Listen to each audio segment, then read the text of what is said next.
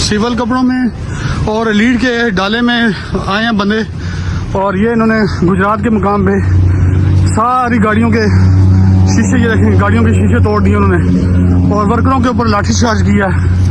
ये नई गाड़ियाँ और सारे इन्होंने शीशे तोड़ दिए हैं, फ्रंट बैक सारे। ये देखें जी कितना बड़ा नुकसान किया इन्होंने। तुम भी टट्ठे हो, ये देखें जख्मी हो गए। अब उत्ते करो, उत्ते करो, उत्ते करो। ये देखें जी ये बंदा गिरा है। ये देखें गाड़ी में सारे शीशे में तोड़े हैं।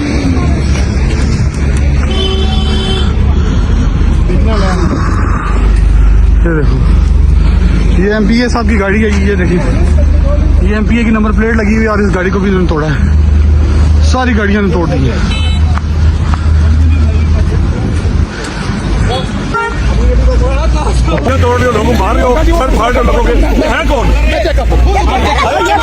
आज ताकत के ऐवानों में चीखो पुकार है। इस्टेब्लिशमेंट शदीद खौफ में मुब्तला है, और जब ताकत घबरा जाए तो वो कानून, आईन और अखलाक सब कुछ रौंद डालती है। तहरीक तहफ़्ज़े आईन पाकिस्तान और खास तौर पर पाकिस्तान तहरीक इंसाफ के काफिलों पर दिन दहाड़े हमले किए गए। हालांकि न ये जलसा था न जुलूस, बल्कि सिर्फ एक मीटिंग के लिए आ रहे थे ताकि पंजाब को 8 फरवरी का पैगाम दिया जा सके। मगर जीटी रोड से लेकर खारियां तक बगैर नंबर प्लेट गाड़ियां, सियाह वेगो डाले, स्वेलीन कपड़ों में बैठे लोग पुलिस की मौजूदगी में काफिलों पर टूट पड़े। 25 से 30 गाड़ियां तोड़ दी गईं, लोगों को मारा गया, काफिले रोके गए, और ये सब कुछ कैमरों में कैद हो गया, जिससे पहली बार नामालूम अफराद पूरी कौम के सामने बेनकाब हो गए। लाहौर में रात भर छापे मारे गए, गिरफ्तारियां हुई, घरों पर धावे बोले गए। एक आम कारकुन को तशद्दुद का निशाना बनाया गया, जिसे दिल का दौरा पड़ा और सुबह उसकी लाश मिली, जो इस निजाम की बेबसी की गवाही है। ये सब इसलिए हो रहा है क्योंकि प्लान फेल हो चुके हैं। इमरान खान ने वो मानने से इनकार कर दिया जो इनसे मनवाना चाहते थे। नेशनल डायलॉग कमेटी का ड्रामा रचाया गया, टीवी चैनल्स को हुक्म मिला, मगर न पीपल्स पार्टी, न तहरीक इंसाफ, न लीग साथ आई, और चंद मखसूस चेहरों के जरिए कौम को बेवकूफ बनाने की कोशिश बड़ी तरह एक्सपोज हो गई। अगर ये मुकालमा था तो काफिलों पर हमले क्यों, और अगर ये एतमाद साजी थी तो महमूद खां इचकजी और अलामा राजा नासिर अब्बास को ये पैगाम क्यों दिया गया कि तुम्हें वही सलूक दिया जाएगा जो पहले दिया गया था। ये सीबीएम नहीं बल्कि खुली धमकी है जो अब उल्टी पड़ रही है। डीजीआई एसपीआर की प्रेस कॉन्फ्रेंस के बाद तहरीक इंसाफ ने वाज़ेह जवाब दिया कि फौज हमारी है और मुल्क हमारा है। इमरान खान को दहशतगर्द कहने की कहानी अब नहीं चलेगी। सलमान इकरम राजा और असद कैसर ने कौम के सामने लाइन खींच दी,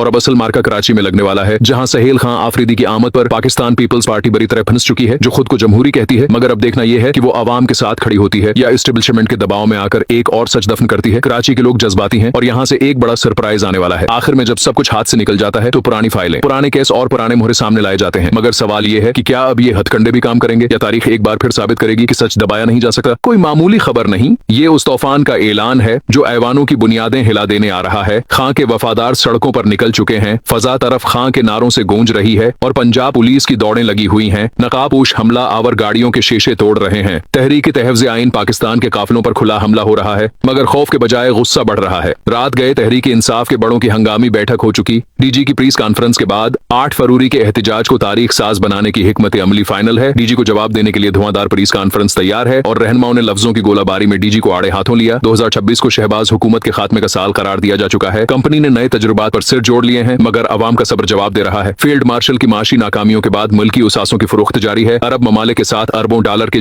F-17 थंडर सूदे, आर्मी सल्तनत के 11 ममालिक से 10 अरब डॉलर के असलहा मुआहिदे। सवाल ये है फायदा किसका। अमेरिका से मजीद दस्तावेजात लीक हो चुकी हैं। टर्मप के सामने अच्छे बच्चे बनने की कोशिश में इस्टेब्लिशमेंट ने $5 मिलियन झोंक दिए, मगर सच छिप नहीं रहा। नाम नहाद उलमा की मौजूदगी में मरियम नवाज का तहरीक लब्बे के कारकुनों के कत्ले आम पर फाथाना लहजा और रजवी बरादरान का अगवा आज भी सवालिया निशान है।